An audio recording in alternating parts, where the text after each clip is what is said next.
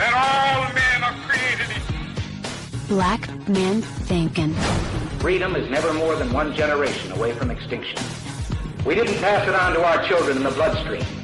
The only way they can inherit the freedom we have known is if we fight for it, protect it, defend it, and then hand it to them with the well-taught lessons of how they in their lifetime must do the same. Black Man Thinkin. Anytime you throw your weight behind a political party that controls 2/3 of the government, and that party can't keep the promise that it made to you during election time, and you are dumb enough to walk around continuing to identify yourself with that party, you're not only a chump, but you're a traitor to your race. Black Man Thinkin. If we lose freedom here, there's no place to escape to. This is the last stand on earth. And this idea that government is beholden to the people, that it has no other source of power except the sovereign people, is still the newest and the most unique idea in all the long history of man's relation to man.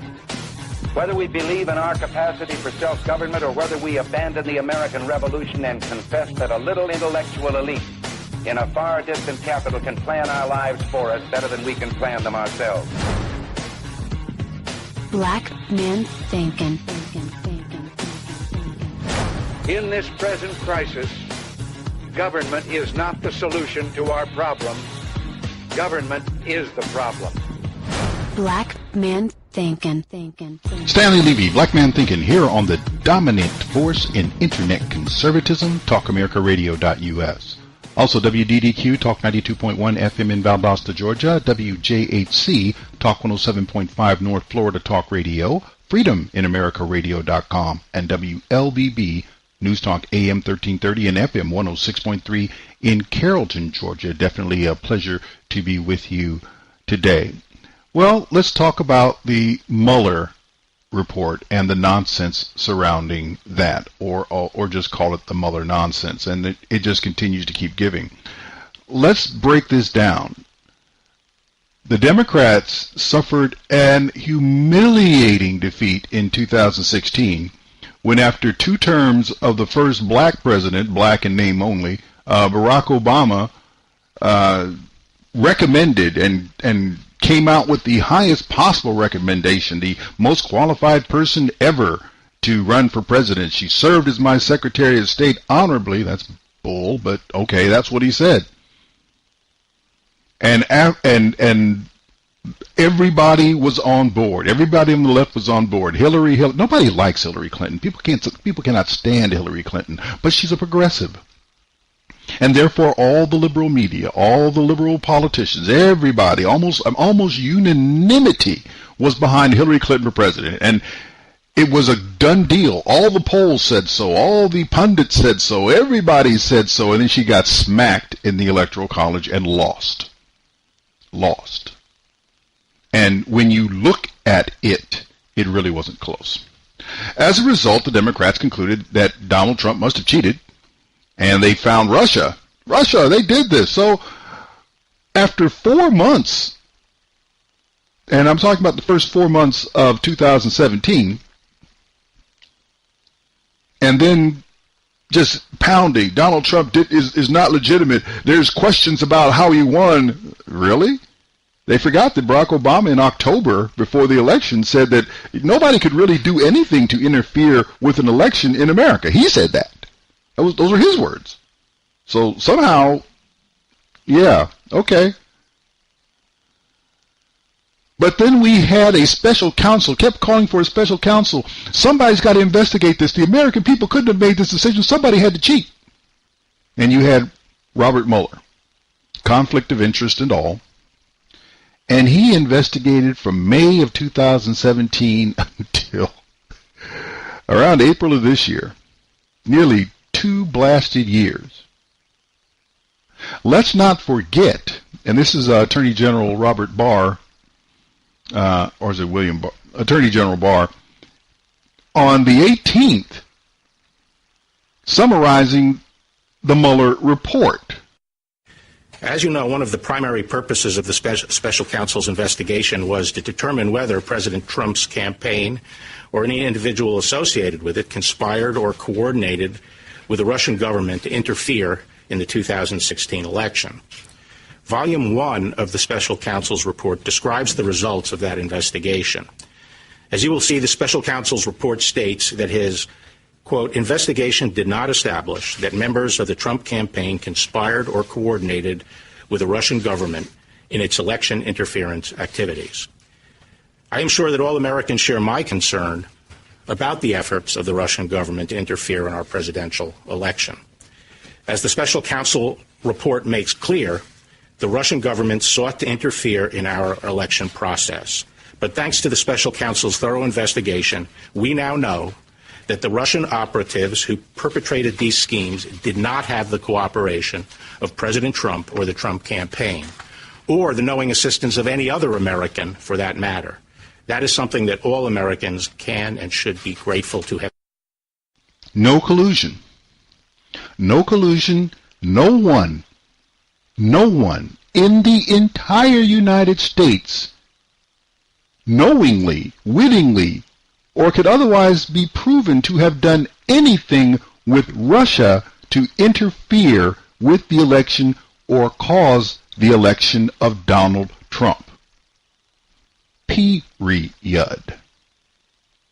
The report also went on to say that there was evidence on both sides of obstruction, even though the President of the United States cannot commit obstruction of justice. It just doesn't happen because it's up. I'm sorry, the Attorney General is part of the executive branch. The executive has the power to end any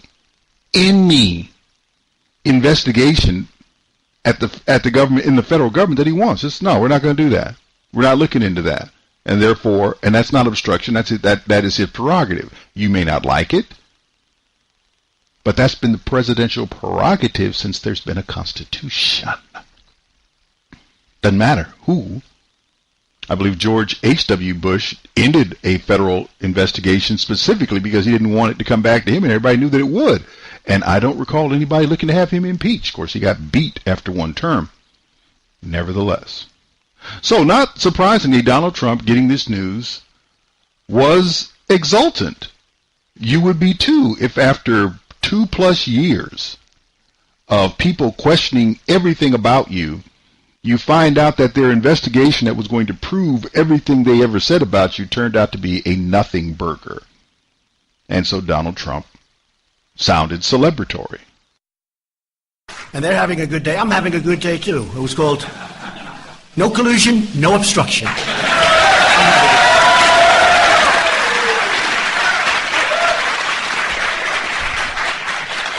There never was, by the way, and there never will be. And we do have to get to the bottom of these things, I will say. And this should never happen. I say this in front of my friends, wounded warriors, and I just call them warriors because we just shook hands and they look great. They look so good, so beautiful. But I say it in front of my friends, this should never happen to another president again. This hoax, it should never happen to another president again. Thank you. There was no collusion. There is no obstruction of justice. Mueller, I believe, influenced by the Democrat and progressive influence to, we can't just let this thing go, didn't have the cojones to come out and say, look, I investigated it, there's nothing there on either count. There's just nothing there. What he wanted to say is there's evidence on both sides. Perhaps people have forgotten in the legal system has to be proof beyond a reasonable doubt. If there's evidence on both sides, guess what you're going to have? Reasonable doubt. There's no obstruction of justice. Now, one reaction which I find a little bit interesting, because I hadn't heard anybody talk about it. Back on the 9th of April, the other man who is featured in this whole Russia hoax, and that's what it is, had some comments that Bloomberg markets captured. This was Vladimir Putin weighing in on the Mueller report. And his comments are insightful. Remember this, whenever you're talking to members of the liberal left, the progressive left, or Democrats, they never hear ideas. The only thing they care about are personalities and perceptions. I am not here to say Vladimir Putin is a good personality. I don't know him. And there's enough evidence of things that he's done which would definitely point in the direction that he's not necessarily anybody's cup of tea, at least not in this country. However, he has made very insightful comments in the past, including about Western society and their abandoning their Christian roots. But you guys don't want to hear any about that, because if you're on the left, you're not Christian anyway. Let me make sure I make this statement clearly. If you are a supporter of the progressive movement and those ideas, there is no way on God's green that you know anything about his son that matters. You're not Christian. Moving on. Here's what Mr. Putin said regarding that report. We knew that this Mueller commission wouldn't find anything. We were the best to give an answer on that. Russia knows full well that it didn't interfere in any elections in the U.S. Moreover, there was no collusion that Mr. Mueller was trying to find between President Trump and Russia. We didn't know Mr. Trump. Yes, he did come to Moscow as a businessman, but it was not a big event for us. It was simply absurd, and it was meant for internal audience, and it was used for political purposes in this internal political strife in the United States of America. So a mountain has given birth to a mouse, and this is what happened. Well, we knew this would happen, and I have always told you, and now it has happened. But because of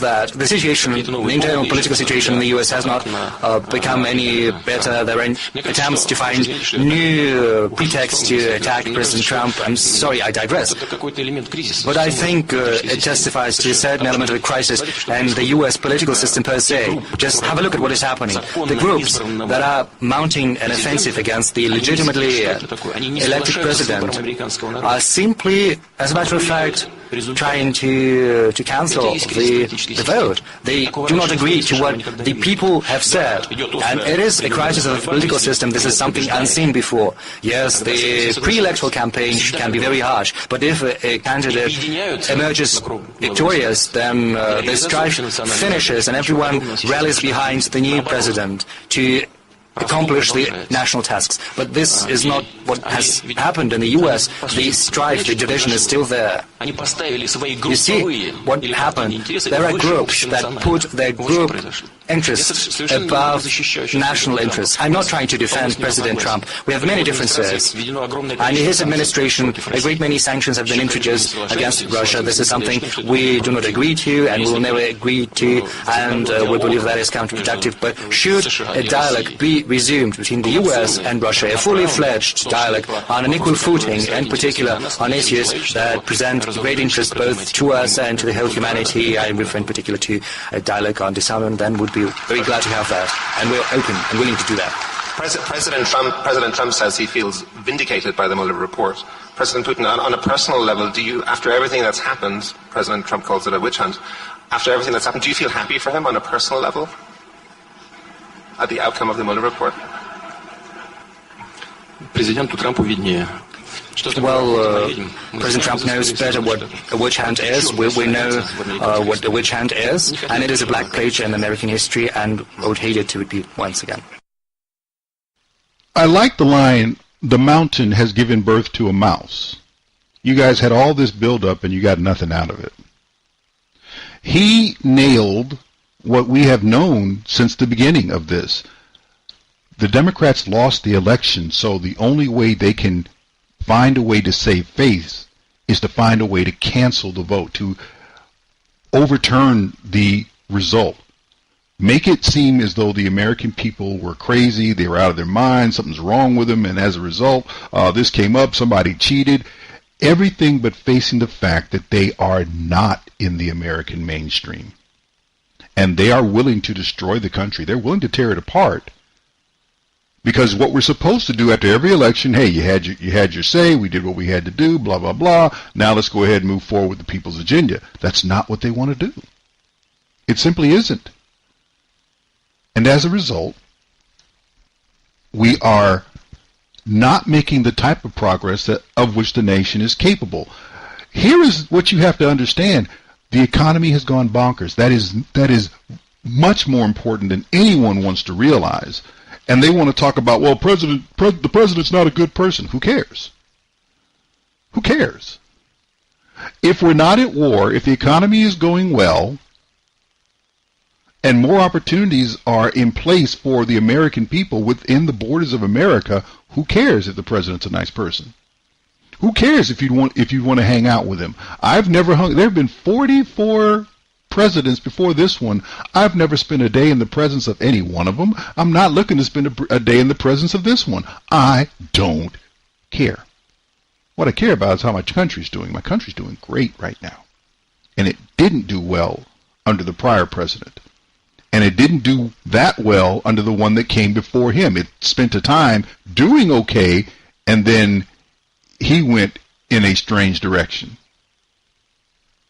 This is basically about the lack of concern that Democrats, progressives, and liberals have for this country, that they would continue to mire us in this ridiculous examination of their loss. And that if we examine it enough, we will understand that they should never have lost. That's how they think. And they will somehow right the ship by giving us the person that couldn't win dog catcher in Hoboken, New Jersey. Hillary Clinton. The nation is not interested in impeachment. Only the media and the Democrats are interested in impeachment.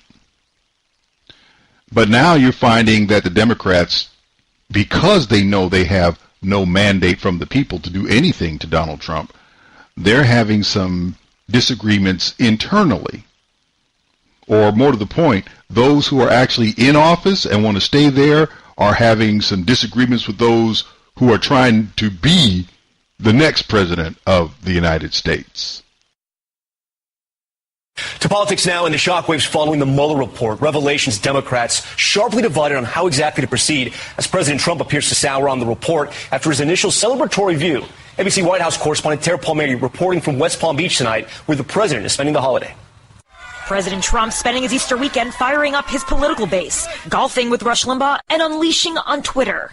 Tweeting more than a dozen tweets, including, "The Russia hoax is dead," and then blasting special counsel Robert Mueller's team as Trump haters, saying the report was written, quote, nastily. Adding, quote, "The Mueller report should not have been authorized in the first place." It's a stark contrast from his initial reaction to the Mueller report. I'm having a good day, too. It was called No Collusion, No Obstruction. The president's personal lawyer, Rudy Giuliani, telling ABC News Trump is now, quote, frustrated by what he sees as a one-sided report. While the administration is urging Democrats to move on, many are calling for more investigations. But there's a deep divide when it comes to impeachment. 2020 presidential hopeful Senator Elizabeth Warren, the most prominent voice leading the charge to impeach. But there are some things that are bigger than politics. So I have called on the House to initiate impeachment proceedings. But today, House Speaker Nancy Pelosi's office urging caution in a statement saying that Congress should take it, quote, one step at a time. The report raises more questions and concerns that we believe the American people deserve answers to. Other presidential candidates weighing in on impeachment. I think he may well deserve it, but my focus, since I'm not part of Congress, but I am part of 2020, is to give him a decisive defeat at the ballot box. I think we should have a chance to ask a lot of questions and continue investigations and see what they lead. I think it would be perfectly reasonable for Congress to open up impeachment proceedings. And Tara Palmieri joins us now from West Palm Beach. Tara, I know you spoke with the president's lawyer, Rudy Giuliani, who was telling you their new strategy in dealing with Congress will be able to fight all of the future investigations related to impeachment. Tom, Giuliani tells me they will fight, quote, every subpoena. He said it's no longer a legal battle, but a political battle with Congress. And he claims that the president has already cooperated enough with special counsel Robert Mueller. Tom? Tara Palmieri with that new reporting tonight. Tara, thank you. So you see, the impeach Trump rhetoric is popular with the base, the progressive base, the liberal base of the Democrat Party, and therefore all of their candidates are beating that drum. But the people who are sitting in office and are likely to face voters who are not in that base are saying you need to slow your roll. This is just nonsense. The whole purpose of the Mueller investigation was to try to destabilize the Trump administration, to make sure it could not make any significant gains. They failed at that. The interesting thought would be, what could Donald Trump have accomplished if the Democrats had been simply neutral? Had the press simply been not as in the tank for this nonsense as they were? What could he have accomplished? And they could not allow that, because if Donald Trump is successful, the indictment against them would be insufferable. And they would probably never be a majority party as long as those who currently can vote in America are alive. So the nonsense is going to continue. They're saying, well, we won 2020 because of Mueller. No, you didn't. You won Mueller. You won in 2018, that is, because you cheated. The only way you'll win 2020 is that you're going to take the cheating that you did in 2018 and refine that to a higher level and have voter fraud and election fraud on a scale unseen in human history. Can they do it? Sure they can. Will they? Time will tell. But Mueller will always be used as the pretext to try to say that Donald Trump is an illegitimate president. It's not true. And how you respond to this nonsense, and it's going to take more than just voting. You're going to have to actively oppose this, and it may mean that somebody needs to work on precincts. Someone needs to show up there and watch how the vote goes down, because as Joseph Stalin said, it's enough for the people that they have an election. Those who cast the votes, they don't decide anything. Those who count the votes decide everything. So I suggest, since we already know that the Democrats are going to keep riding this horse, keep beating this dead horse, they don't care that the horse is dead. They don't have anything else. Medicare for all? Really? All you got to do is say how much it costs, and then you've lost everybody but the fringe left. Free college for all? Exact same thing. So make up your mind. The Mueller nonsense is not going to turn off because the media won't let it go and the Democrats don't have anything else about which they can speak. But you guys get to vote and take other political action as well. Stanley, Levy, Black Man Thinkin', we'll be back right after this.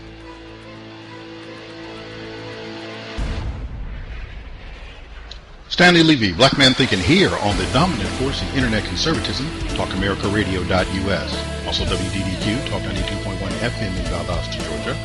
WJHC, Talk 107.5 North Florida Talk Radio, FreedomInAmericaRadio.com. And WLBB News Talk, AM 1330 and FM 106.3 in Carrollton, Georgia. Here is an interesting thing to me. I found this story while, just looking around on social media and looking around on the internet. And it demonstrates or reiterates a point that the left is now, I believe, openly panicked about. Because there's a conventional way to do elections. You raise a lot of money, you do a lot of advertising, you get a lot of people to walk around and do grassroots efforts on your behalf, and as a result of that, it really doesn't matter what your message is. Enough people will be aware of you, and they will remember you, and they will show up and vote for you. Yeah. Well, I'm going to play a longish clip to illustrate how that is not exactly what happened in the 2016 presidential race. We begin tonight with politics and the role of money in the campaign for the White House. New Federal Election Commission reports spell out how much each of the candidates has raised and spent so far. But the Democrats, Hillary Clinton, spent nearly $49 million in July, while Republican Donald Trump spent $18.4 million, a little over a third of what Clinton spent. Since the race began, the Clinton campaign has spent $319 million, while the Trump camp has spent $89.5 million. We catch up on all of this now with Matea Gold. She covers money and influence for the Washington Post, and we welcome you back to the News Hour. Great to be with you. So, Matea, when you look at these numbers that we just cited of what these two candidates have spent, What does that tell you about their priorities? Well, I have to say, when Donald Trump's filing came in late Saturday night, it was incredibly surprising. He had actually had a very successful fundraising month in July. He actually almost matched Clinton and the DNC through his fundraising in conjunction with the RNC, so we expected to see a lot of spending. But really, this is a reflection of the completely unorthodox approach that Trump has taken to this campaign. He actually really has scoffed at some of the traditional campaign investments that you see campaigns making over the years. So for one, he doesn't believe in expensive TV ads. He's just starting to do that right now. And he hasn't built a big infrastructure on the ground, and those are the two big differences. And speaking of one way to look at infrastructure, I guess, is the number of staff they've hired, and you look at that, and you see that in these numbers of what you found in their filing. Yeah, it's really remarkable, Judy. So by the end of July, Hillary Clinton had 705 paid staffers. And Trump had 82, barely just maybe a half dozen more than he had in June. This is a period of time that both of the candidates were receiving their nominations at the conventions, the time when candidates traditionally are gearing up for the final 4 months of the campaign. And really what's happening here is Donald Trump is leaning on the Republican National Committee, the National Party, to provide the kind of ground voter mobilization that often usually the candidate takes the lead in doing. And when you contrast, I think, the small size of Donald Trump's staff compared to previous presidential campaigns, it's a notable difference. There's no comparison. And one of the things that I think worries actually Trump allies is that he's too vulnerable by leaning on the RNC in this way. If Trump's numbers do not improve late in the fall, if the RNC decides to have its folks on the ground focus on Senate and House candidates as opposed to really pushing their presidential candidate, he really won't have anyone there to make up the difference. And Mateo, you also told us it's interesting when you look at these numbers, how much they spent on television, on advertising. What do you find there? So really mind-blowing. I mean, by the end of July, Clinton's campaign had already spent $108 million on TV production and airtime. They just announced today another $80 million on national cable. Trump, by comparison, last week launched his first general election ad, $4.8 million. And what is the Trump camp saying about this? So their argument is they don't need television in the way that she does. He has a huge megaphone through earned media, as we've talked about already in this election. His every remark and every tweet, exactly. His every remark and every tweet gets incredibly amplified through the media, and he reaches people directly through social media. So they really don't feel like they have to spend in the ways that she does. And in fact, we saw that this race was very tight up and through the summer until the conventions. At the time, she was spending a lot on television, and that validated that theory of theirs. Now let's look, Mateo, at where the money's coming from. The campaign's confirmed some numbers. We actually saw a few days ago that she raised about $90 million in July. He raised about $82 million. So it sounds like relative parity there, but what more is there to see? Well, one of the mysteries of Trump's filing is why there wasn't more in his actual campaign account by the end of the month. His campaign had said they had raised about $64 million online and through direct mail with the party. We thought we would see most of that in his campaign. He ended up just reporting $36 million in his campaign, which suggests a lot of that money hasn't been transferred over from the Joint Fundraising Committee or has been spent in another way.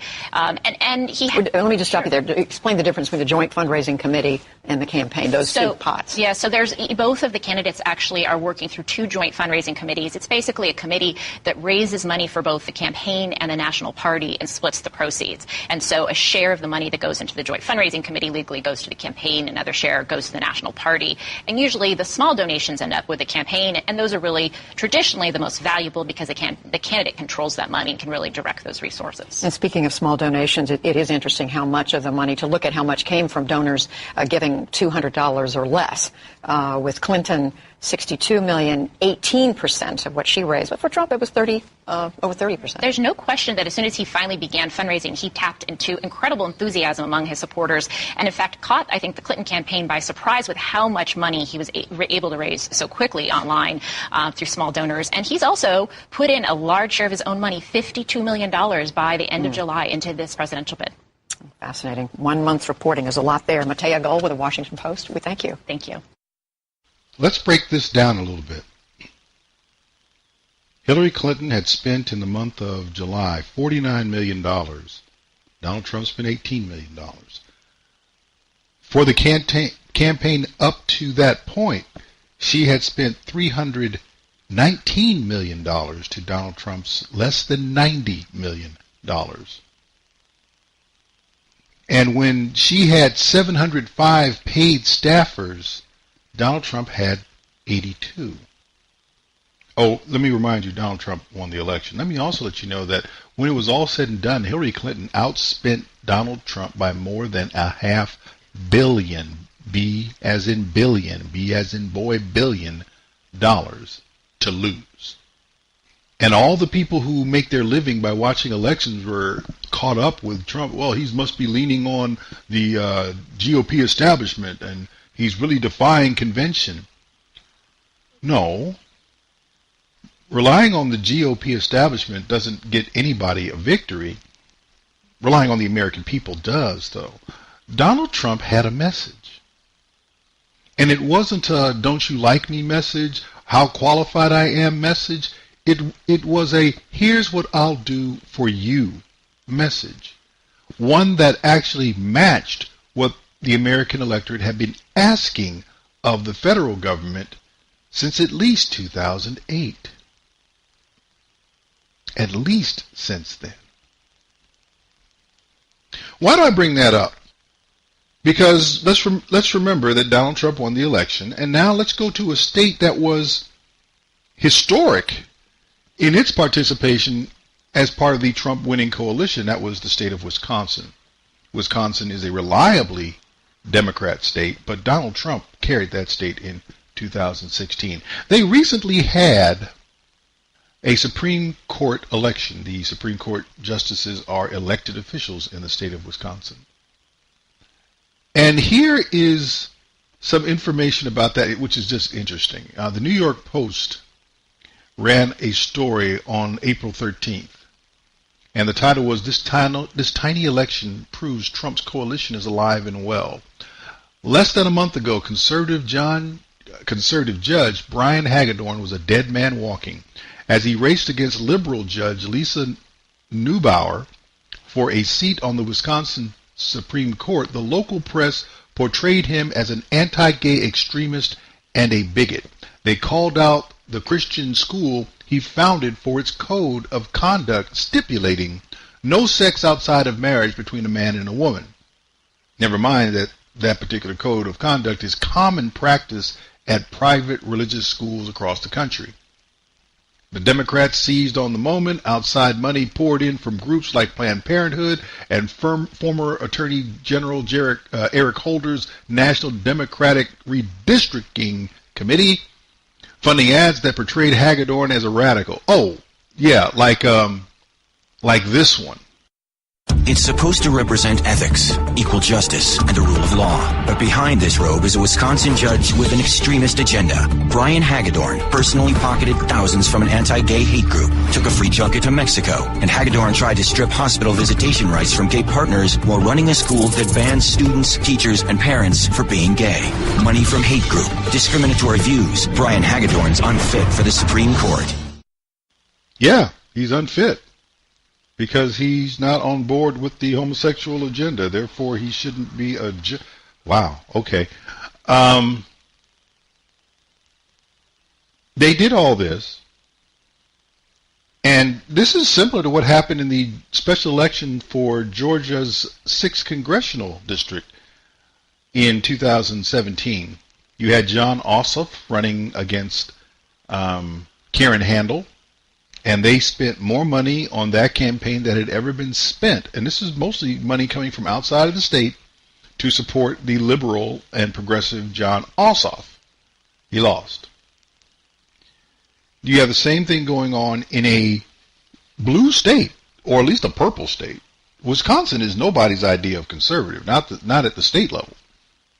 And they brought in all this money, Planned Parenthood, Eric Holder, all these folks coming in. And they lost. They lost. Now, it was very close. I think at the end it was like 6,000 votes across the state. But when all is said and done, it wasn't as close as you might think. And thanks for joining us. Voter turnout was up for this year's spring election. More than 26% of Wisconsin adults voted, making it the second highest turnout in a nonpartisan election since 2000. We have team coverage of yesterday's results, including a tight Supreme Court race where a recount is possible. We start with Rose Schmidt, who has been covering this race for weeks now. Rose? Yes, well, liberal Judge Lisa Neubauer is staying tight-lipped on whether she'll request a recount or if she'll concede to her conservative opponent, Judge Brian Hagedorn. Hagedorn has declared himself the winner in this race, but it seems that Neubauer isn't giving up just yet. Judge Brian Hagedorn is calling his nearly 6,000 vote lead a win not just for him, but for the entire state. We made history. We made history in a significant way, and our margin of victory looks to be insurmountable.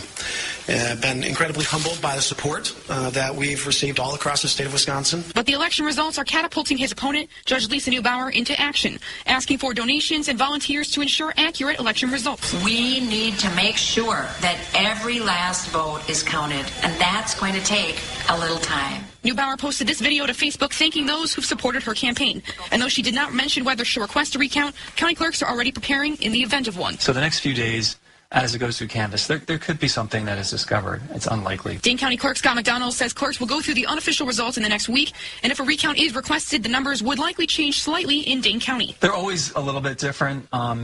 There'll be provisional ballots that come in. There could have been slight errors that occurred on election night, but we're really talking, 20, 30, 40, 50, in a large county like this. And in smaller counties, it would be much less. So. The last time Wisconsin had a recount was in 2016, but that was for a presidential race with 3 million votes, and only about 800 votes were changed statewide. So in this race, where only 1.2 million votes came in, could a recount shift the winner and put Neubauer in the lead? McDonald says don't count on it. It was extremely unlikely for the numbers to change a lot. Once the official election results are in next week, the losing candidate has 3 days to request a recount. The last time a recount happened in Wisconsin was in 2016 for the presidential race, and it cost more than $2 million and was funded by Green Party presidential candidate Jill Stein. But a better comparison to this race would likely be the last time there was a recount for a Supreme Court race, which was in 2011. That recount cost Wisconsin counties more than $500,000. All right, Rose, thank you. Madison Mayor. Do you see the recurring theme here? We spent the money. We put out the message, the same message that America doesn't like. They're supposed to vote for us. Didn't work in 2016. Didn't work in 2017 through most of the special elections. Didn't work in 2019 in Wisconsin. It doesn't work. It didn't work from 2008 all the way through 2016 when the Democrat Party went from the majority political party, having 28 governors, control of 60 of the 99 state legislative chambers in the nation, and control of the House, the Senate, and the White House, to by the time we get to 2016, you have fewer than 20 Democrat governors in the land, and the GOP controls 67 out of 99 state legislative chambers. The money never left the Democrats. The people voted the message, and the media never reported that the money wasn't mattering. They just didn't do it. And now what they did was they had a very well-funded campaign of calling somebody homosexual and saying that was not supporting homosexuality and saying that's a radical position. How did that happen? I'm sorry. Supporting homosexuality in the public square was a radical position not that long ago. That was extreme. That was radical. That was out of the mainstream. Now it is what the Democrats run campaigns on. Are you listening? Are you listening? The American people have told you that we are not going to be moneyed into voting against our principles and values. No, we don't want to see people mistreated, but we do not want you trying to tell us that what we know is perversion should be enshrined with special protection in law. And that those who have a traditional view must, as the progressives say, you need to shut up and get out of the way. That's not what Americans believe. That's only what progressives believe. You see, if money mattered in all this, we'd have Hillary. Money is not what matters, or let me say it this way. Money in politics is not what matters to Americans. We want to know what someone stands for. They understood what Brian Hagedorn stood for in Wisconsin, and though it was close. Now, let's not say that money played no role at all. I would imagine that had the Democrat not spent all the money that she could and getting money from out of state to do it, she would have been blown out. But it wasn't enough to overcome basic American voter values. This is why Democrats cheat, because they know their message is weak. This is why they come up with all the money in the world, because their message is weak. Back to the article, there's an interesting snippet from it. As the Democratic Party shifts further left, they need to face a question. What do you do when you have all the money in the world, the media and culture on your side, and you still struggle to win over votes? That is the question. I can tell you what they're going to do. Voter fraud, election fraud, and doubling down on identity politics. If you don't like that, then you're going to do something on your own. The one thing that they're trying to get is your vote. And pretty soon they're going to try to get it without you actually casting the vote for them. They'll just simply take a vote you cast, if you even cast it, and label it as their own. If you don't stop that, then we're going to have problems for generations. It's not about money. It's about message. The Democrats don't have one. And so they'll steal the election to make their message look as though it is popular. Stanley, Levy, Black Man Thinking. We'll be back right after this.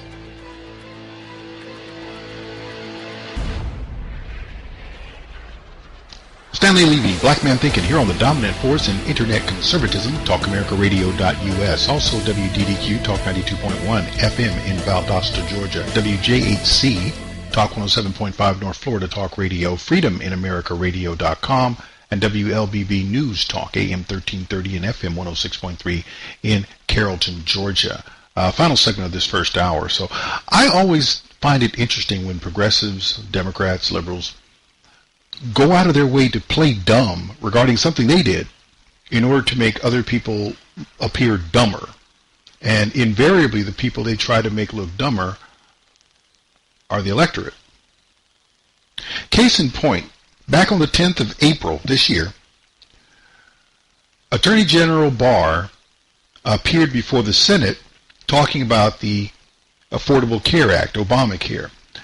You may know that the administration has chosen not to defend Obamacare in court after it was declared unconstitutional back in December. And this bewildered Dianne Feinstein. But Attorney General Barr did his best to set the record straight. Senator Feinstein. Up, if I may, Mr. Chairman, on Senator Schatz's question of you, Mr. Attorney General. I'm really surprised by the answer, because the Supreme Court did uphold the law, the ACA, and now the Attorney General is saying we will not defend it regardless. It seems to me that that's a problem, that if something is duly passed and upheld as legal, that the Attorney General has a duty to defend it. Well, the law was originally upheld because the mandate was upheld as a tax, and Chief Justice Roberts' opinion said that it can be upheld as a tax, even though it couldn't otherwise be upheld. So, but for finding it a tax, you would have had 5 votes against it. But that once the penalty was removed, the financial penalty was removed, it could no longer, that provision could no longer be justified as a tax, which means that it would have to fall. So the mandate fell. The mandate, in my opinion, I don't think it's even a close question, the mandate was unconstitutional because it can no longer be upheld as a tax. Then the question becomes, if the mandate falls, even though there was no penalty attached to it, what's its impact on the rest of the statute? 4 of the justices in the NFIB felt that the whole statute had to fall. So, as I said before you arrived, Senator, at the end of the day, I felt that this was a defensible legal position to take. In my experience, which I guess I've been here 26 years, I've never seen this before.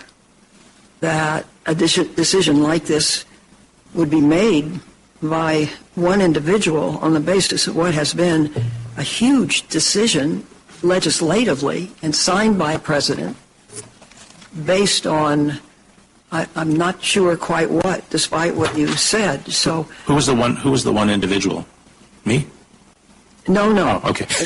No, you misunderstood what I said, but it's not. Okay. It's not important. It's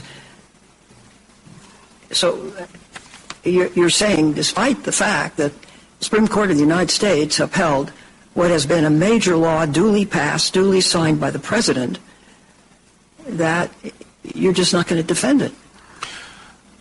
That does happen. It happens occasionally in our system. I think the principle over at the Department of Justice is that our default position, our preference, is to defend statutes, even if we don't agree with the statutes and even if we think the argument's a weak argument. For example, last time I was in the Justice Department, I thought the flag statute was unconstitutional, but we defended the no burning of the flag. We defended it. We lost because Justice Department was why wouldn't you defend this? Because occasionally, the administration determines that another position should be taken. Is this determined by the White House? It's determined by the process within the executive branch. There are a number of agencies, there are a number of different players, even in the White House, that get involved in these things. Well, I assume you wouldn't take this position unless this is what the president wanted. Well, because that would be a safe assumption. This is a mega law. You know, it affects pre-existing conditions. It affects everybody in the United States. It's not. It went through a great deal of hearing and testimony and amendment and passage. Yeah, it was a very controversial law. Yeah, exactly. But it's a big law. Right. And it's been operational for a period of time. And people depend on it, millions of people, for their health care. Okay. And so all of a sudden, along comes, and this is just my frame of way of saying it, somebody, and I'm going to take this whole thing on. And well, there were 20, I think, or more states that were challenging it. I mean, there's a lot of opposition to it. A lot of states have weighed in, and I think the administration is on the side of those states. As I said yesterday, I think people should sort of take a deep breath. If this is such a wacky position that the administration is taking, then there's nothing to fear, right? Well, then the law will be upheld. In 26 years, I've never seen this kind of thing. And Doha. I mean, we mentioned that before. I know it doesn't. It happens rarely in each administration, but I'd be surprised if not any administration. Most administrations have from time to time declined. Well, maybe I don't want to take the time. Maybe we can discuss this because this struck me like lightning. That one person decided. I assume the president wants you to.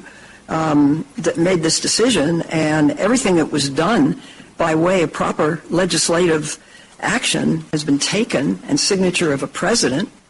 I just don't ever recall anything like this happening in the past quarter of a century. Thank you, Mr. Chairman. Thanks.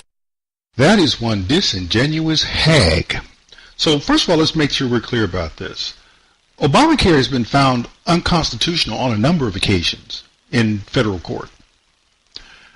What happened is Chief Justice John Roberts, when he got to the Supreme Court, decided to rewrite the law, which had the individual mandate. It was not a tax. He decided to declare it a tax, and therefore upheld the individual mandate, and therefore the law was constitutional.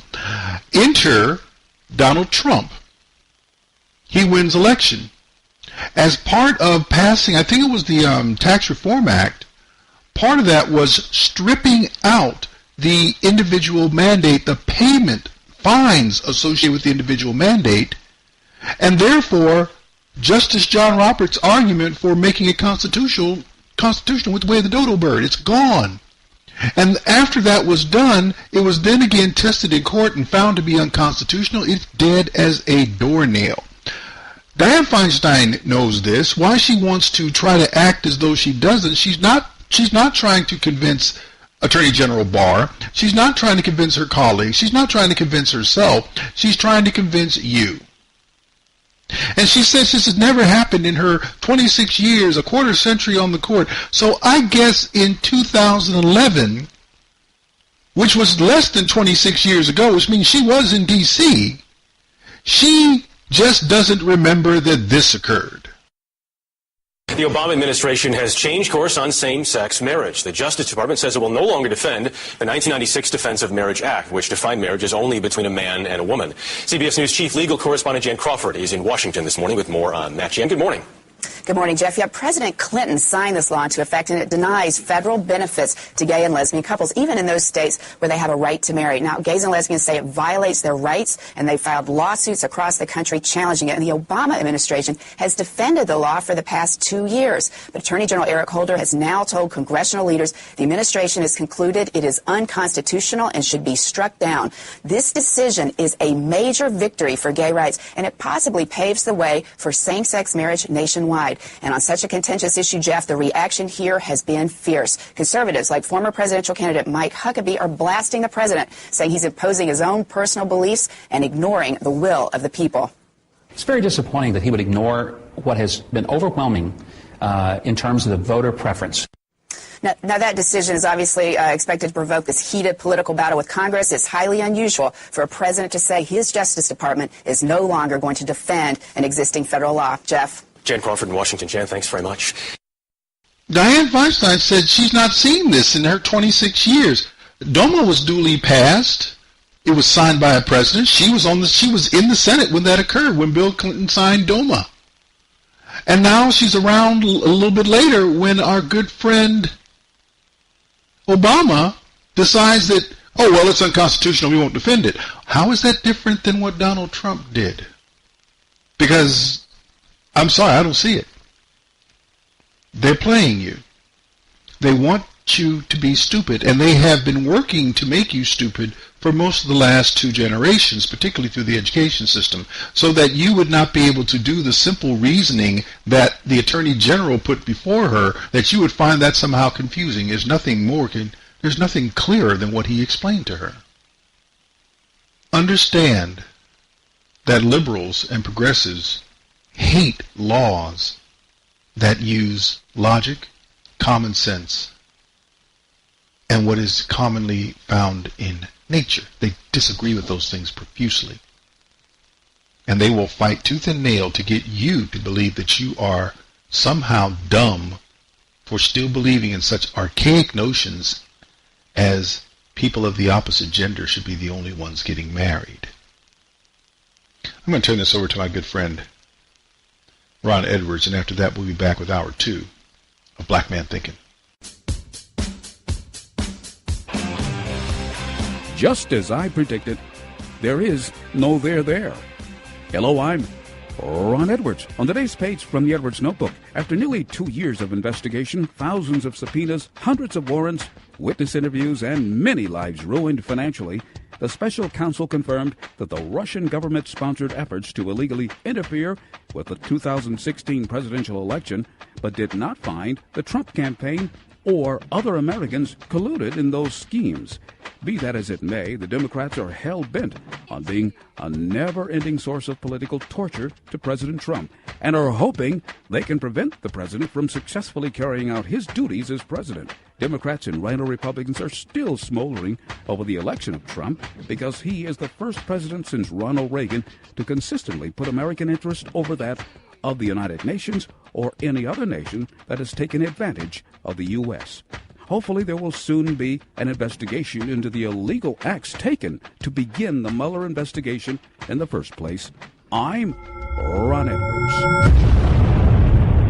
Join me Fridays at 1 p.m. Pacific, 4 p.m. Eastern on AmericaMatters.us and Sundays at 12 a.m. Eastern on Talk America Radio Network. I have a dream. One day, this nation will rise up, live out the true meaning of its creed. We hold these truths to be self-evident that all men are created equal. Black Man Thinkin. Freedom is never more than one generation away from extinction. We didn't pass it on to our children in the bloodstream. The only way they can inherit the freedom we have known is if we fight for it, protect it, defend it, and then hand it to them with the well-taught lessons of how they in their lifetime must do the same. Black Man Thinkin. Anytime you throw your weight behind a political party that controls 2/3 of the government, and that party can't keep the promise that it made to you during election time, and you're dumb enough to walk around continuing to identify yourself with that party, you're not only a chump, but you're a traitor to your race. Black Man Thinkin. If we lose freedom here, there's no place to escape to. This is the last stand on earth. And this idea that government is beholden to the people, that it has no other source of power except the sovereign people, is still the newest and the most unique idea in all the long history of man's relation to man. Whether we believe in our capacity for self-government or whether we abandon the American Revolution and confess that a little intellectual elite in a far distant capital can plan our lives for us better than we can plan them ourselves. Black Man Thinkin. In this present crisis, government is not the solution to our problem. Government is the problem. Black Man Thinkin. Stanley Levy with Hour 2 of Black Man Thinkin here on the dominant force in Internet conservatism, TalkAmericaRadio.us. Also WDDQ, Talk 92.1 FM in Valdosta, Georgia.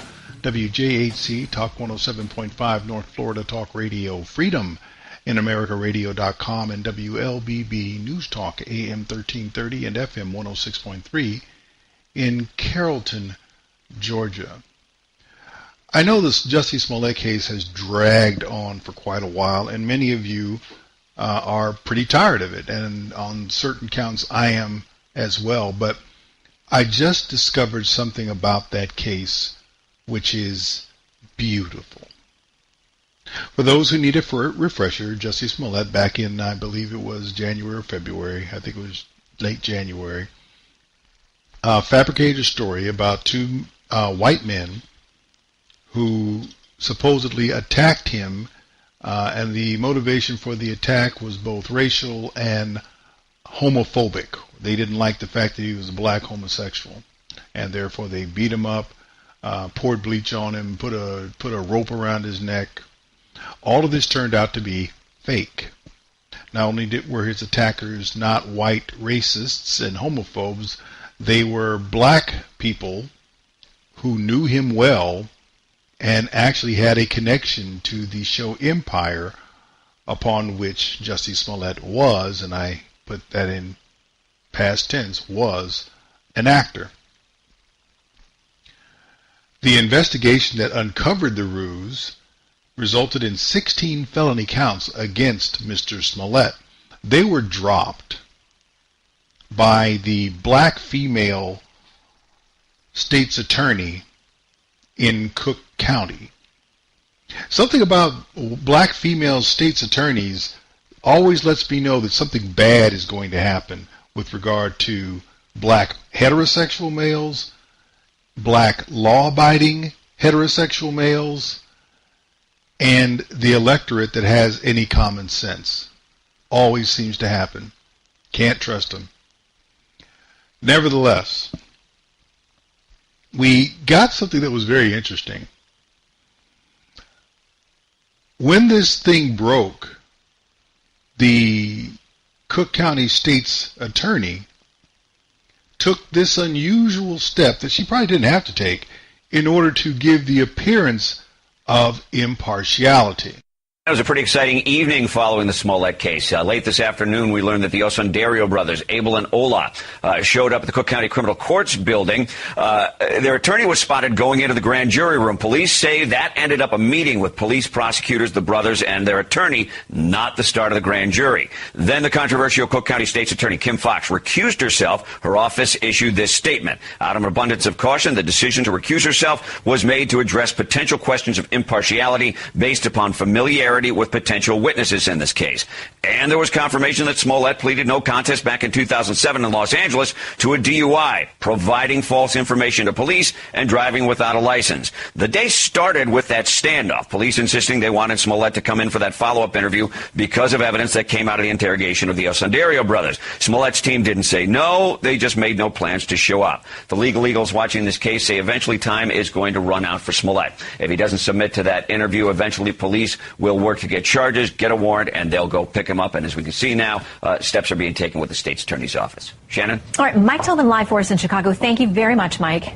Now, I bring that up because despite the the public statement of her having recused herself, this also came up with Kim Foxx's office actually within the past few days. This is from WGN in Chicago on April 17th. Tonight, we have new insight into what was happening behind the scenes as the Cook County State's Attorney's Office handled the Jussie Smollett case. Kim Foxx's office dropped all charges against the actor who was accused of lying about being the victim of a hate crime. Tonight, the office released documents related to the case, and investigative reporter Ben Bradley has our report. It's a nearly 4,000-page document dump from the state's attorney's office in response to our Freedom of Information Act request. There is no smoking gun, but it shows Kim Foxx was kept in the loop on and commented to her staff about a case in which she publicly claimed to have recused herself. Cook County State's Attorney Kim Foxx has been on the ropes since her office dropped all charges against Empire actor Jussie Smollett, and he stood in the courthouse claiming vindication. I've been truthful and consistent on every single level since day one. I would not be my mother's son if I was capable of one drop of what I was been accused of. Early in the investigation, Fox talked to a relative of Smollett's about how police were handling the case. On February 19th, the state's attorney said she had recused herself out of an abundance of caution. But 3 days later, in a text stream with top state's attorney staffers titled Foxhole, Kim Foxx commented on a news article writing, "Funny, the theory that everyone is related to this guy is pervasive." On March 3rd, officials in her office also told Fox celebrity attorney Michael Avenatti had reached out claiming to represent the two brothers accused of conspiring with Smollett to arrange the attack. On March 8th, Fox seemed to suggest the misdemeanor charges against Smollett were too severe. She wrote, "So I'm recused, but when people accuse us of overcharging cases, 16 counts on a Class 4 becomes Exhibit A." On this level of felony, he was not going to get prison time. And I think people don't realize that. After the charges were dropped, Fox went on the offensive. She said her office routinely agrees to diversion deals. But police chiefs and prosecutors' organizations pointed out that Fox's office took the unusual step of not requiring Smollett to admit guilt before giving him a deal. You're saying he was guilty of that? I'm saying I couldn't ask him to forfeit his bond if I did not believe that he was guilty of a crime. The text messages and emails released include heavy redactions. What's clear is Fox's distaste for spending time and energy on the Smollett case. On March 8th, just 2 weeks before her office dropped charges against the actor, Fox texted a colleague, "Pedophile with 4 victims, 10 counts. Washed up celeb who lied to cops, 16. On a case eligible for deferred prosecution, I think it's indicative of something we should be looking at generally. Just because we can charge something doesn't mean we should."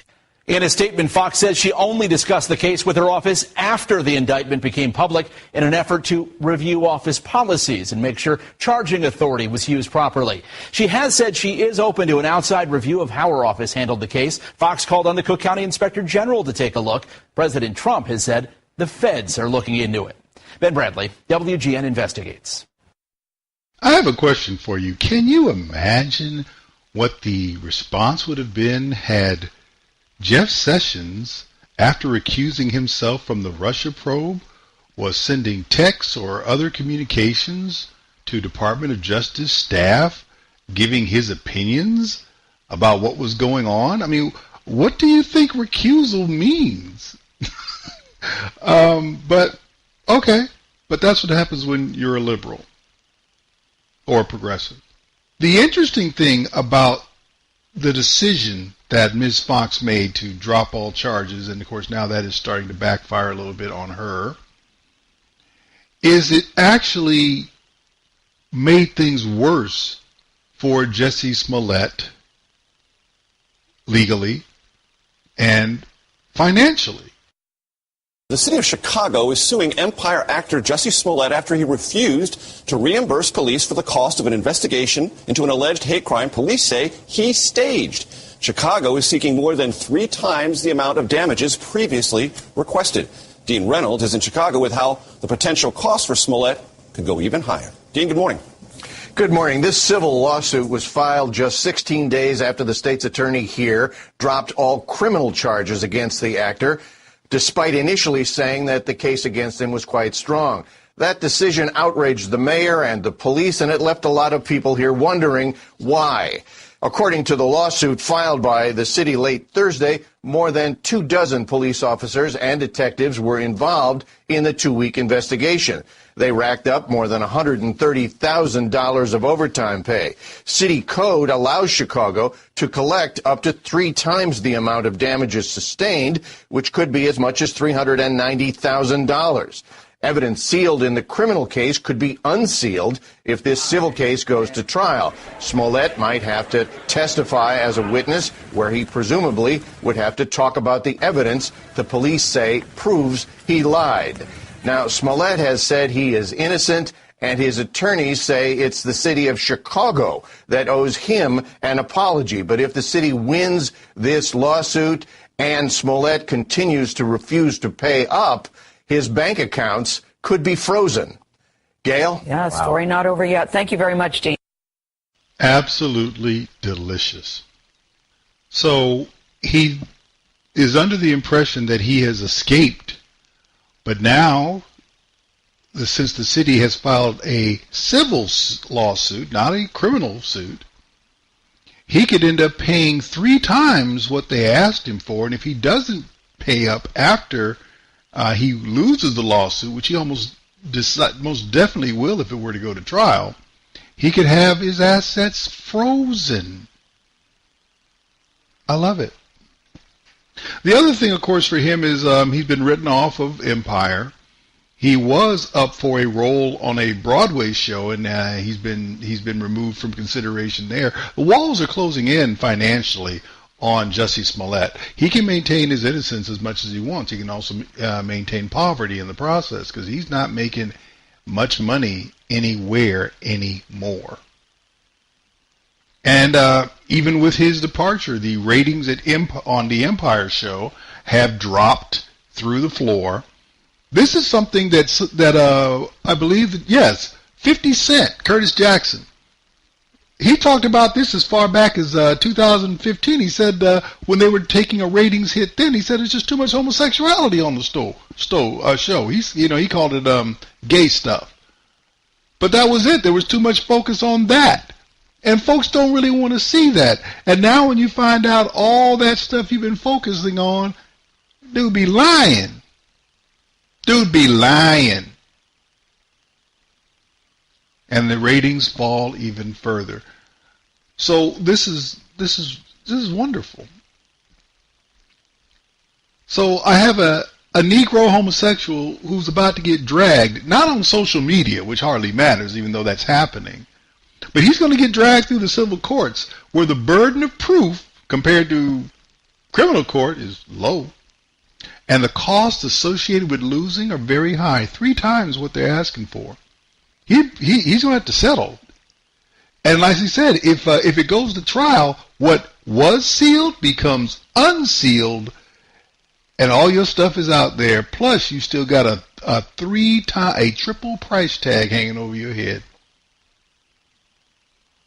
and all that because he just wanted to act entitled and arrogant. Now, for those who don't understand, this really isn't very complicated. When $65,000 per TV episode is something that you consider a compensatory insult, and you would go out and fabricate a crime based on your skin tone and sexual proclivities, when you are so sloppy in execution of that crime that Ray Charles and Helen Keller and Stevie Wonder can see through your ruse, when your co-conspirators are so disloyal that they help prosecutors get a 16-count felony indictment against you, when folks want the feds to step in and review why those 16 counts were dropped, and they're looking to get those things reinstated. And when you still maintain your innocence, though there's more evidence against you than the Allies had against Germany starting World War II. The resultant legal machinations will, win or lose, cost your dumb behind many times more than the salary that you're no longer drawing.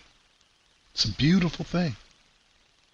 Negrosity and homosexual entitlement and arrogance have left this dude with next to nothing and heading toward nothing in a hurry. Why is it a beautiful thing? Because the strong pimp hand of the legal system has been regularly slapping into submission these loud but weak progressive narratives. You remember the one, Trayvon Martin was murdered. Court of law said, bump that noise. Nah, wasn't like that. Self-defense. Michael Brown had his hands up. Even Eric Holder's Department of Justice wrote a report based on the legal findings that there was nothing to prosecute regarding the officer that shot Michael Brown. Baltimore police killed Freddie Gray. They had him and they killed him. 6 cases, 3 acquittals, and then the dummy, another female person of color state's attorney,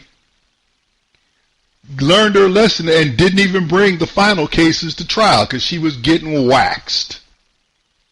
Obamacare's individual mandate is constitutional. Well, then there was December of 2018. Not exactly. Trump colluded with Russia to become president. Mueller just said that didn't happen. Wrote a whole report on it after 2 years nearly of investigation. 45, Trump, he undoubtedly committed obstruction of justice. Mueller looked into that too for 2 years and couldn't come to a conclusion. See, let's just make this clear. The best protection the American people have against progressive, liberal, and Democrat nonsense is the U.S. Constitution. So as long as the U.S. Constitution remains viable, the Jussie Smolletts of the world will face an obstacle in pursuing their interests in this country. Because facts and truth consistently oppose them. And if the American people insist on holding progressive liars accountable, which they should, then all this progressive arrogance and entitlement will likely become little more than dust in the wind that blows through the marketplace of ideas. I love how this case is going. He is being hemmed in by the legal system. The smart rabbit would pay that $130K, keep the record sealed, lay low for 3 to 5 years, to see then if anybody wants to be bothered with it. But I don't think he's a smart rabbit. Stanley Levy, Black Man Thinkin. We'll be back right after this.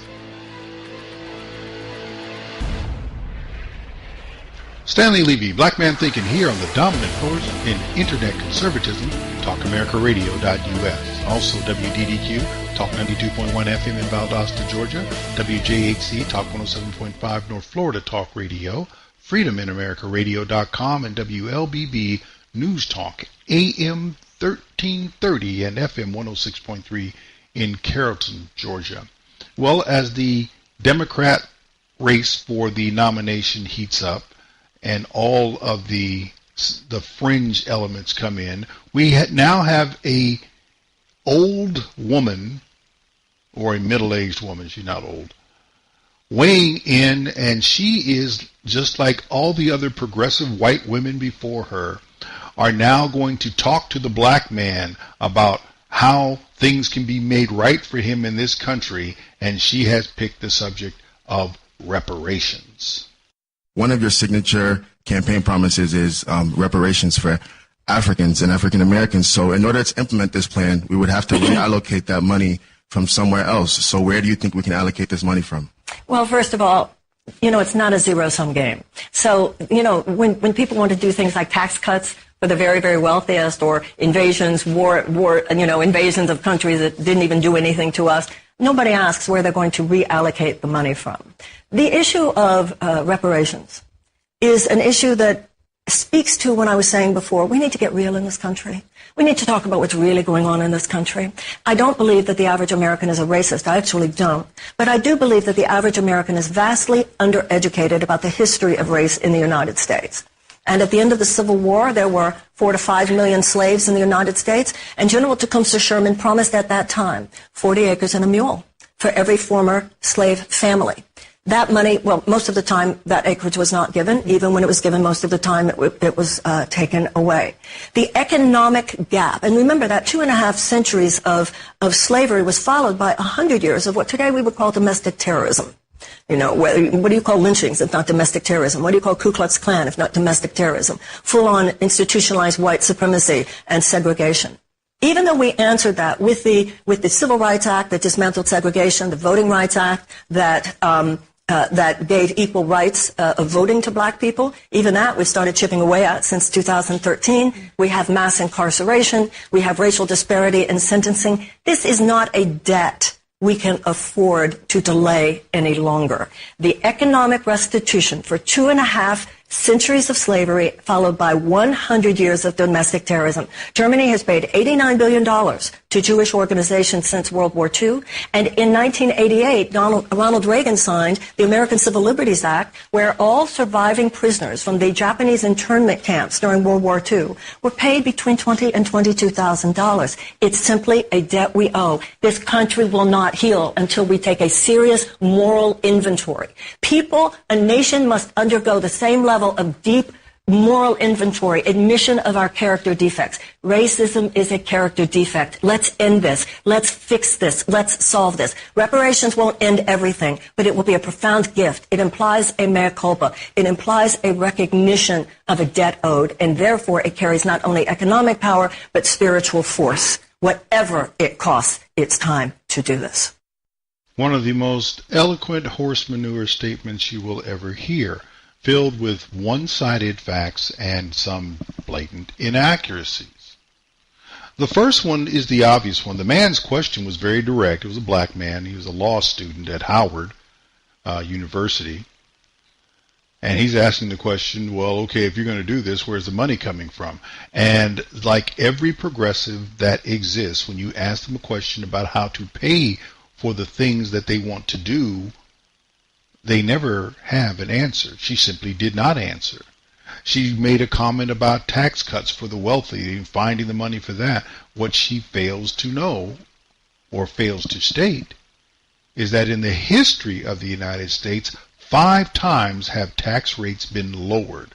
And every one of those 5 times, going back to the 19-teens or 1920s really, after the First World War through 1960, through 1980s and the 2000s and the 2010s. Every time tax rates go down, tax revenues go up. So guess what? If you want to know where the money comes from for tax cuts, it's called the economy. It grows, and therefore revenues grow. As far as wars are concerned, you simply prosecute the war instead of doing something else, like giving money to people who did not earn it while taking it from those who did. That's how you fund wars. Let's talk about this 250-year slavery lie. Slavery, let's see, the United States was founded in 1776. Slavery ended in 1863. That's less than 90 years, guys.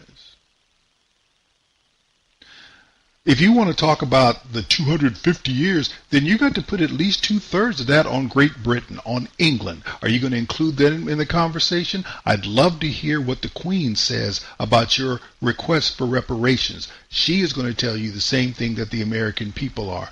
Kiss my royal behind. It's not going to happen.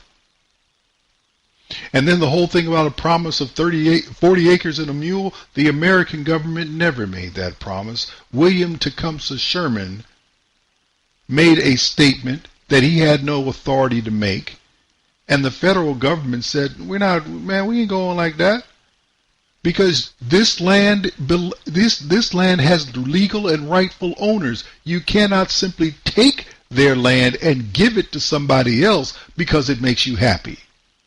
Are you going to compensate them for their 40 acres and the animal that you're going to take? If not, then you're not taking anything. The idea that there was a promise of 40 acres and a mule from the American government was a lie, is a lie, and will continue to be a lie. It was never the policy of the American government to give land to slaves just because they had been slaves. This is sickening. The history is sickening. So she talks about what happened during Reconstruction. Let's be clear about Reconstruction was jacked up. But I'll say this. Had Reconstruction been pursued as President Lincoln and President Johnson had prescribed, instead of the heavy-handed, let's occupy them and force them to submit approach of the radical Republicans, the progressives of their day, it is unlikely, I'll say this, it's unlikely that the black political gains of the 1860s and 1870s would have occurred, not as rapidly, but they also wouldn't have been as fleeting because those gains were artificial. You actually suppressed the white vote to get the black political office holders. The Ku Klux Klan might never have formed if you hadn't occupied the South with Union soldiers. The idea that we had to do anything about Jim Crow slavery, Jim Crow laws, you know what? If whites did not oppose Jim Crow segregation, then what George Wallace said back in the 1960s, segregation today, segregation tomorrow, segregation forever, would still be a winning campaign slogan in the Old South. It is not. It just isn't. And now here's where you start getting real. If blacks, today's blacks, possessed the character of the former slaves who created Black Wall Street in Tulsa and then rebuilt it after it was illegally bombed and destroyed, they never asked for reparations, and they were former slaves. They simply built something out of America. But if you had that character in today's blacks, then Chicago, Detroit, St. Louis, Baltimore, Birmingham, and you name it, those would not be the self-perpetuating hellholes that they are for urban blacks. America owes descendants of slavery nothing. The Irish understand that. They were also enslaved in this country. They don't spend a whole lot of time talking about their period of enslavement. They simply go out as imperfectly as the rest of America does, living their lives with their families, building their culture, and they left slavery in the pages of history where it was supposed to be. And this whole thing about trying to compare blacks to the Japanese, y'all got to remember something. That law in 1988 compensated those who were directly affected. If the American government took something from you and you were still alive, they gave it back to you. Their survivors were not given anything. So if your mom and dad were interred were taken to concentration camps in America for Japanese citizens, and they lost everything, and they're dead, and you're still here, you didn't get anything. Okay, fine. Let's do reparations that same way. If you have someone alive today who was treated as chattel in the 18th and 19th centuries in America, let's give them all the money you want. Let's verify that they're breathing and then give them all the money you want. If you are simply a descendant of same, you should be treated as a black person the same way Japanese descendants of those who were interred in World War II were treated. You get nothing. This whole thing is very tiresome to me. Let me say one more thing about the Japanese internment. The government violated the Constitution in seizing homes and businesses from citizens because of their anger and fear of war. It was only appropriate for the government to seek to recompense those that it had violated. The federal government did not impose slavery on blacks as a state issue. And again, it was resolved in blood between 1861 and 1865. But it doesn't matter, because blacks in this country have a problem. They have an intellectual problem. They are continually subject to emotional manipulation and behave like intellectual children, desperately seeking the cookies someone else was supposed to bake for them. They are a weak people, the plurality of blacks, incapable of constructive interaction with the American dream. They are intentional strangers to the American ethic, and they are a frozen ingredient in America's melting pot. They're not going to be a threat to anyone's position or power. And the imagined greatness, as they call themselves, kings and queens, that greatness they claim, either as some ancestral or future pipe dream, will always elude them because it never existed. You're not better than anyone because you happen to be black or of African descent. You're not worse than anyone because you happen to be black or of African descent. You're just one of 7.7 billion folks on the planet, like everybody else. And if you happen to have been born or reside in this country, you are among the more fortunate of all that do dwell on the planet. But that was Marianne Williamson, so she's running for president. All I can say is I sincerely hope that woman gets in the debates. I sincerely hope she embarrasses Bernie Sanders and outflanks all the other leftists that are running who don't seem to have any conviction. She seems to speak with some conviction at least. And I hope that she wins the nomination so that Ronald Reagan's electoral record can be eclipsed in the re-election of Donald Trump. This woman is a fool, and the only ones more foolish than she are the Negroes, KNEE-GROWS, that put any credence in this nonsense that she is speaking. Stanley Levy, Black Man Thinkin'. We'll be back right after this.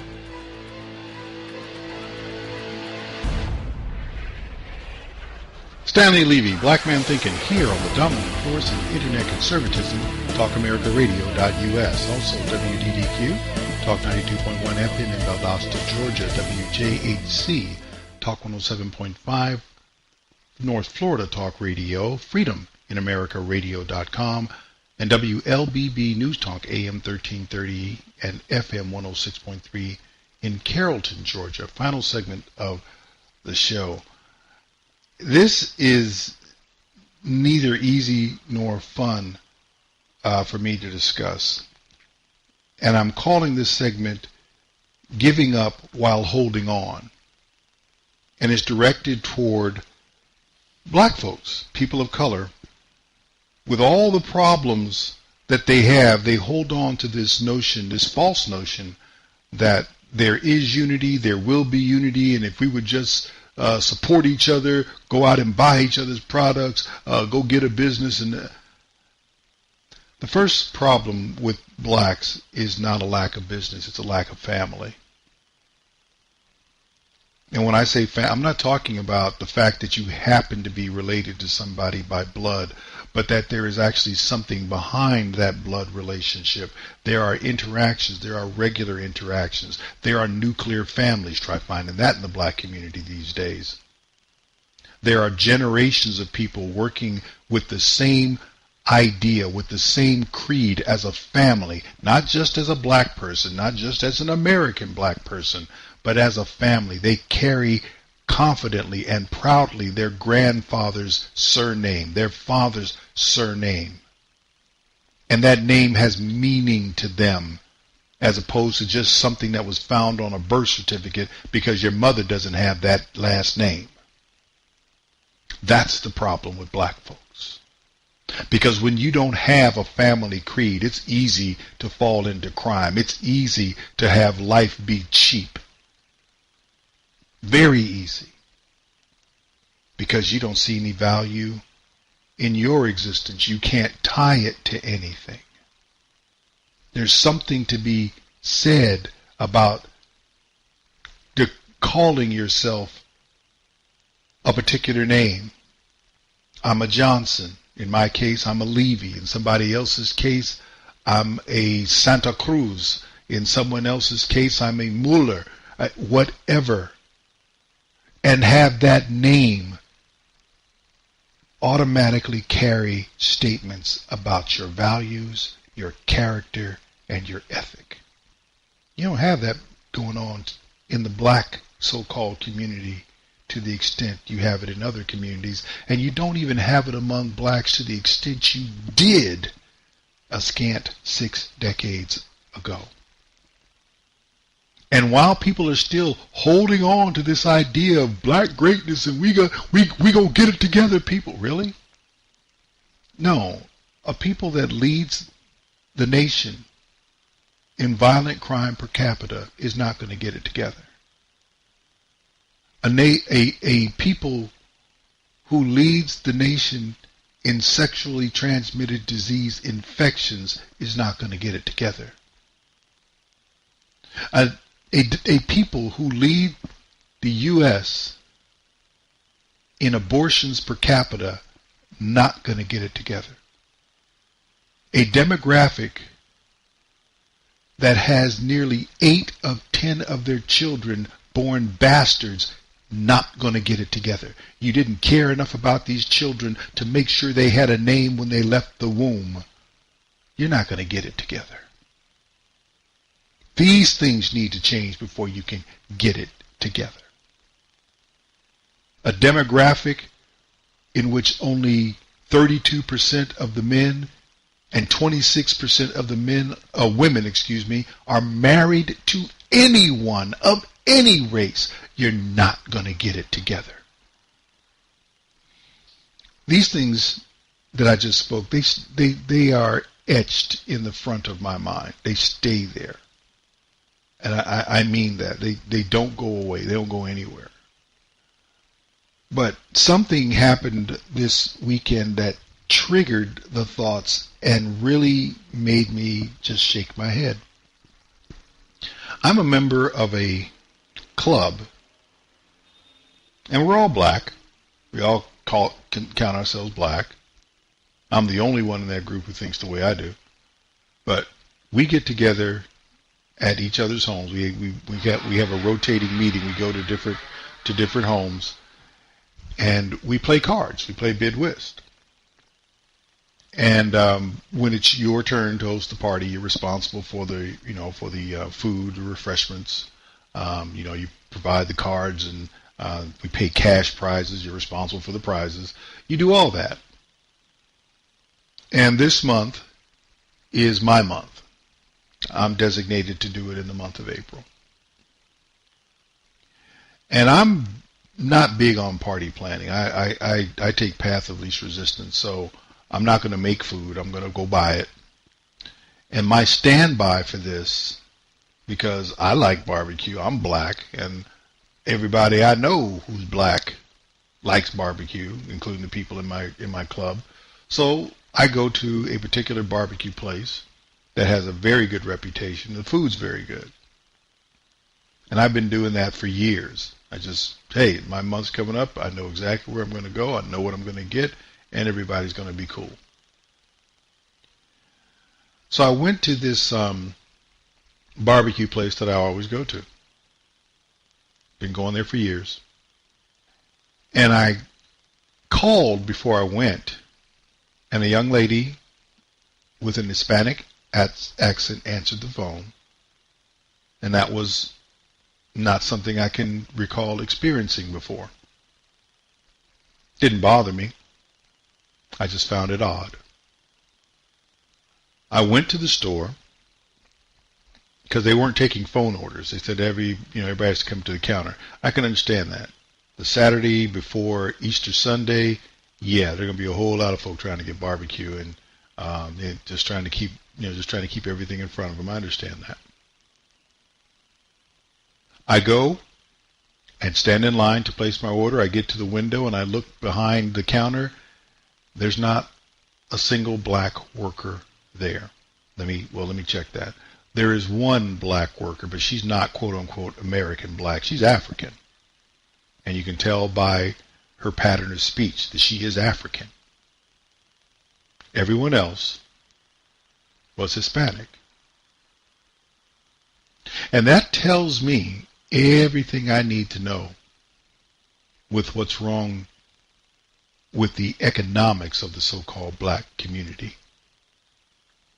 Because this business has been there at that same location in Inglewood for decades. And they did have a bunch of black folks working for them, and now they're not there. And there are unemployed black folks in Inglewood, California. Trust me on that. Let me make this statement. When you won't work for the brothers, then you ain't down with the brothers. Whether you spend money with them or not. Let me break that down for you. If you want to support your community, then when someone opens a business or has a business in your community and you're a black person and that business is run by another black person and you need work, why are you not first in line to go work for that black person? There is hardly a stronger show of support, one black person to another, particularly one black man to another, than for you to work for him and to help him build his business. Because you do go and work for other people of other ethnicities and you are helping them build their business. Why wouldn't you do that for your black brother? But I looked behind that counter and I didn't see one. Not one. Not the young lady taking the orders. Not the people preparing the food. I wasn't written. No, it was still good. It was still good. Because, I'm going to say it because I ain't got no issues with it. The food's still good because Mexicans can cook anything. And they ain't got to mess it up to cook it. You show them how you want things prepared, they're like, got it. Because they want their check.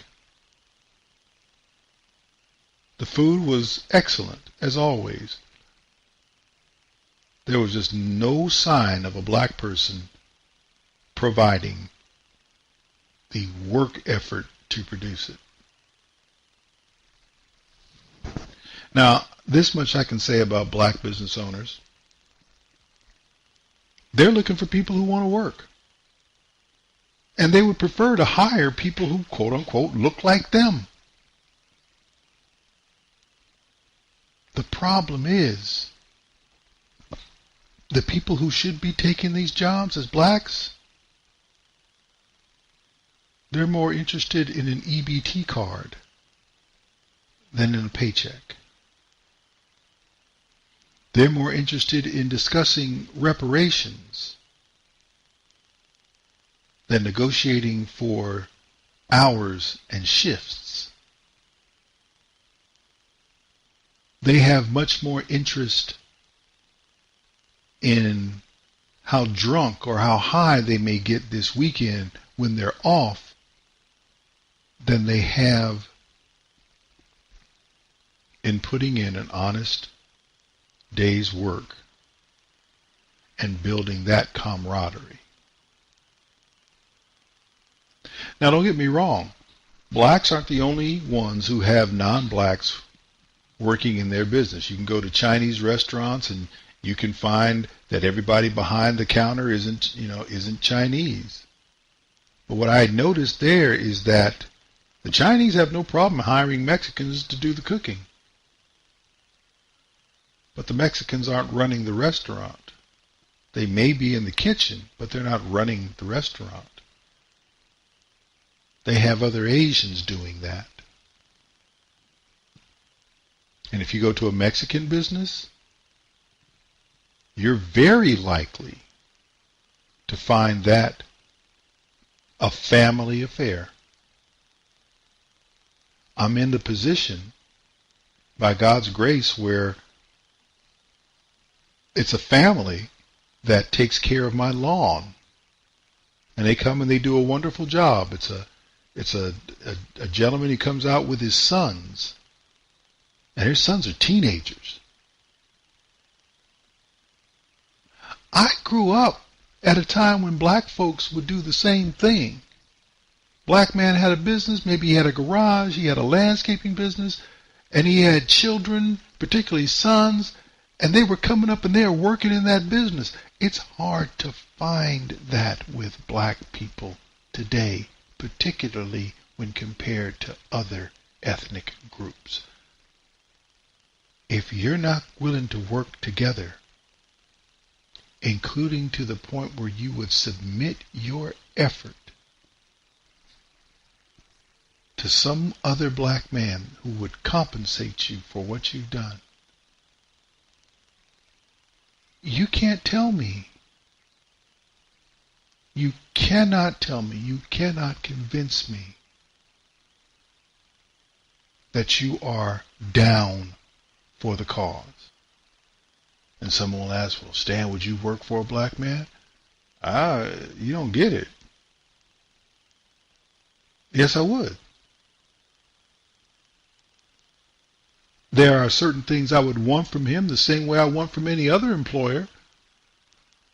But I would be happier on a number of levels if I could command the salary that I'm accustomed to working in a black business.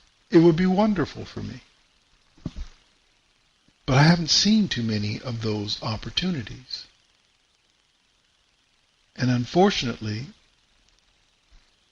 I've had issues trying to find black businessmen who could provide that level of opportunity for me, who have the character that I would want to support. And I will say in a heartbeat, that has a lot more to do with the circles in which I travel than the fact that these black men and women don't exist. They do exist. And more to the point, they have to make the same decision for their business as anyone else. Would they like to hire black people? I would probably tell you, to a man and woman, they would like, man, I'd love to have black people filling all of my roles. But what do you do when they won't come to work? What do you do when what you're willing to pay, which is an honest wage, oh man, that ain't enough money for me. Well, how's it enough money for the Mexican? How's it enough money for the Persian? How's it enough money for the Asian, who doesn't even live in your neighborhood, lives in a more expensive neighborhood than you do? How is it enough money for him, but it's not enough money for your black behind? How is that? And let me help you folks with this, we need to buy black. You're not helping black people when you buy from a black business that is fully staffed by folks who aren't black. Because one of the things you're doing is really what I would call ethnic money laundering. You are using a black business as a front to funnel money into the Latin community, because the workers are going back. They don't live where that business is. They go back to their communities, their neighborhoods. You're funneling the money there. You're funneling the money into Middle Eastern communities. You're funneling the money into white communities, because I've seen that too. Well, I'm helping that black brother with his business. if you want to help him, nothing wrong with spending money with him. That definitely doesn't hurt him. But you need to talk to some of these other ones who aren't working and are trying to get their money from the system as opposed to from the economy, and encourage them to support their brother. Encourage them to step up and support their black business, not by taking government money that you didn't earn on your EBT card and sliding it into the slot, but by rolling up your sleeves and helping build that business so that other black people can come in and see you working for a black man and understand that can be a norm, and that's how communities are built, because now you're using that money to take care of yourself and your family than basically having somebody confiscate money. That's what the government does. And then give it to you for nothing. And you accept that money because you don't have pride. We need to be a proud people, and we aren't always. It's part of being a good people, and we aren't always. And that's our show. May God bless and God keep you. That is my prayer. I always encourage people to stand up for America, because it is your last best hope on this planet, even though they are working diligently to take that hope away. Remember the ones you love. Remember the ones you support with your effort, with your words. And remember, this is the day, or we just celebrated the day, when the Lord Jesus was resurrected from the dead. Until next week, do take care.